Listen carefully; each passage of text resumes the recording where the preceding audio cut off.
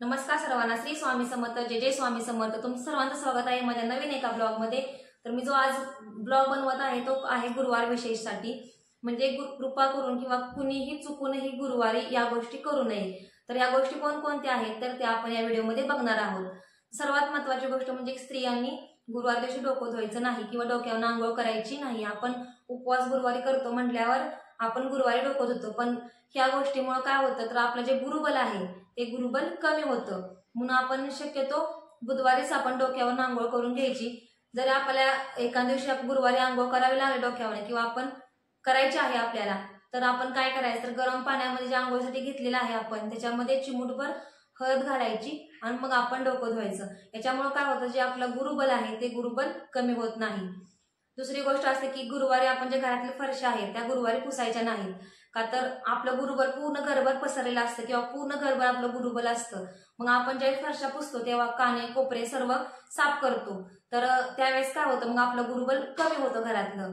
म्हणून काय करायचं बुधवारीच फरशी पुसून घ्यायची आपण, का तर आपल्याला पूजेसाठी गुरुवारी पूजा करायची असते म्हणून आपण घर स्वच्छ असावं म्हणून आपण गुरुवारी पुसतो। तर तसं न करता आपण बुधवारीच पुसून घ्यायचं, का तर याच्यामुळे आपलं गुरुबल कमी होऊन ज्या गोष्टीमुळे आपलं गुरुबल कमी होईल या गोष्टी आपण गुरुवारच्या करायच्या नाहीत। तर तसंच तिसरी गोष्ट म्हणजे की आपल्या घरामध्ये जे तुटकी फुटकी काहीतरी हे असतात वस्तू असतात किंवा लहान मुलांची खेळणी असतात, काही पण असतं, मग शक्यतो आपण घरामध्ये तुटक्या फुटक्या वस्तू ठेवू नये। जरी असल्या आपल्या तर त्या वस्तू गुरुवार दिवशी आपण भंगारला घालतो किंवा विकतो किंवा टाकून देतो बाहेर, तर अशा गोष्टी आपल्याला करायच्या नाहीत।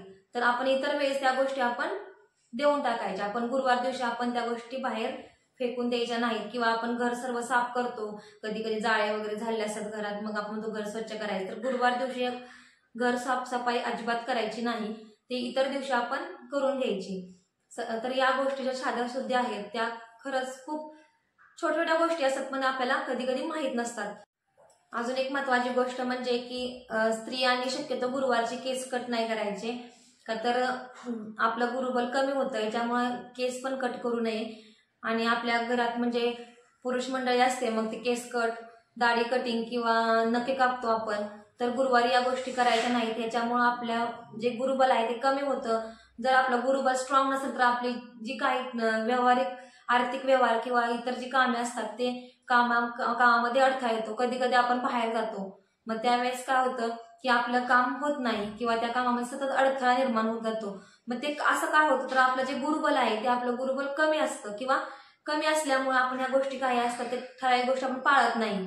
या गोष्टीमुळे आपलं गुरुबल कमी होतं, मग आपल्याला असं वाटतं की कुठलं काम करायला गेलं की आपलं ते पूर्ण होत नाही किंवा त्याच्यामध्ये सारखे अडथळेच निर्माण होत आहेत।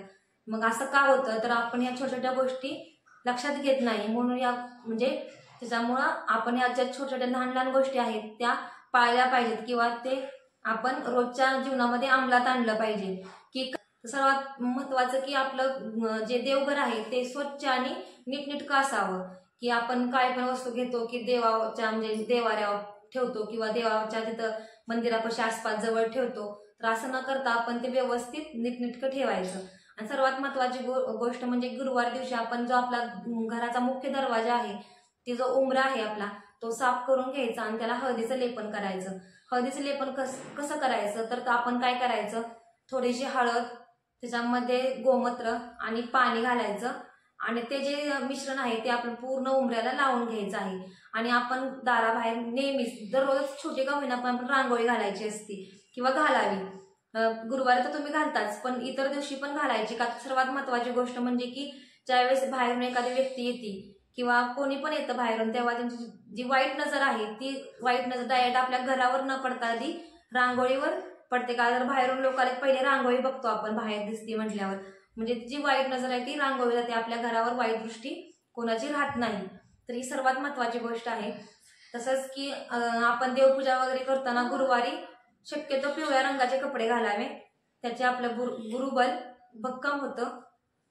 की काहींना ह्या गोष्टी माहीत असतील पण काही लोकांना ह्या गोष्टी माहीत नसतील, म्हणून म्हटलं एक व्हिडिओ बनवून आपण ह्या गोष्टी इतरांनाही सांगितल्या पाहिजेत किंवा ह्याच्यामुळं कोणाला तरी काहीतरी भलं होईल, म्हणून हा मी एक व्हिडिओ बनवलेला आहे।